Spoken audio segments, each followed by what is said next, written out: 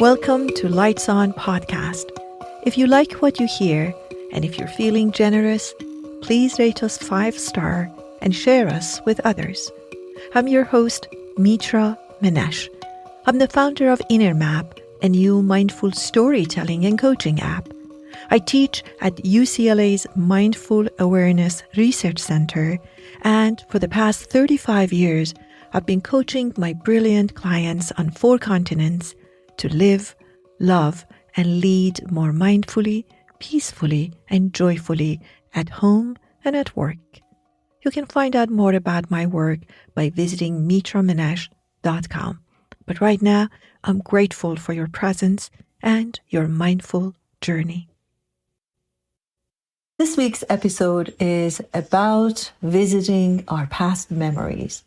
So I was teaching a class about how past, present, and future plays a role in our life and in our well-being. And I was saying that we really are citizens of the land of now, of the present moment. And it doesn't mean that we will never, ever plan our future, or we will never, ever go to the past and, check what was happening and review it. It just means that we do not live there most of the time, and definitely not go there without awareness.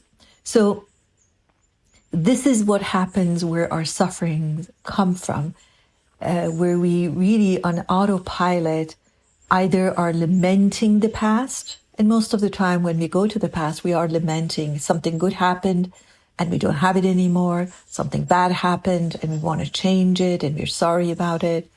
Or we go to the future and overplan. But really what we need to do, and what past is good for, is to inform us, to teach us. We go to the past to learn from it. So I call it a different L. We don't go there for lamenting, go there for learning. And also the past can inform us about what we would like. What is it that we need to change? What is it that we would like to continue? What is it that we need to create in our life? So there's a lot of value as long as we go there with a sense of awareness and knowingness. We don't go there unconsciously, and we don't go there to just feel sorry for our life or for what happened or for what we had.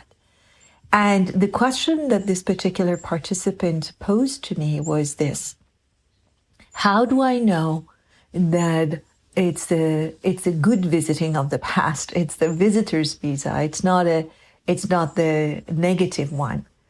And I said, you would know by the way you're feeling. So that was the answer, that you know when you're benefiting. His example was that he was actually revisiting a relationship that was telling a lot about himself when he visited that. And I said, okay, so you were benefiting from it. So you were learning from it. And that's the intentional, purposeful visit to the past that can actually improve your future. But when you find yourself, and there's just a fine line, that you're standing there, you're learning, it's fantastic, and then before you know it, it's not good anymore. It feels hurtful, and as I called it, instead of helping you, it's hurting you.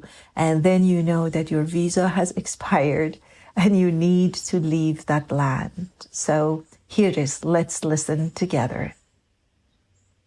Versus destructive. Great. You just said that I benefited from that. That was your key word. When you realize benefiting is no longer happening, and it's actually not helpful, but hurtful to go there. So remember I said you get a visa, tourist visa, to go to the past?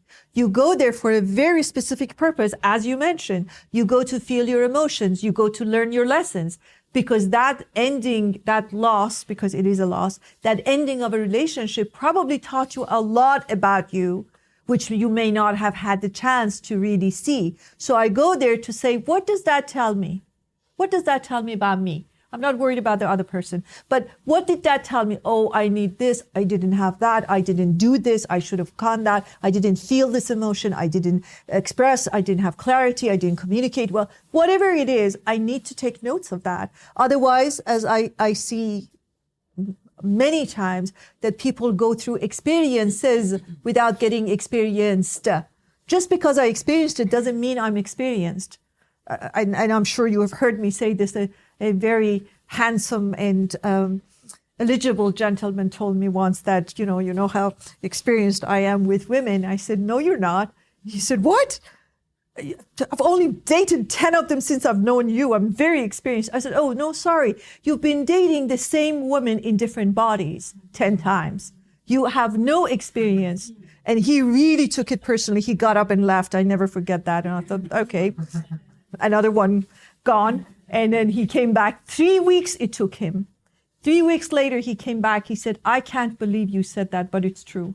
I said, you have entered almost every relationship the same way, and you have exited the same relationship the same way.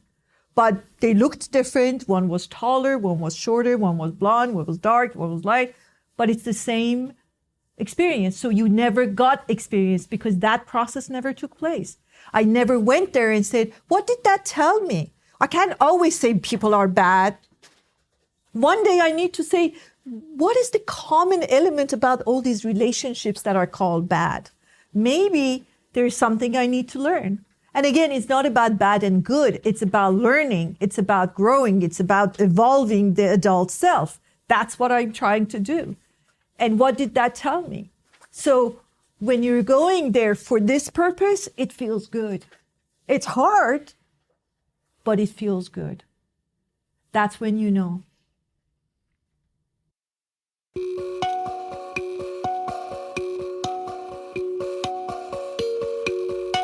Hope this episode answered a question or two for you, or provoked and inspired questions in you. I'm so grateful you showed up and listened up. Until the next time, be well and stay curious.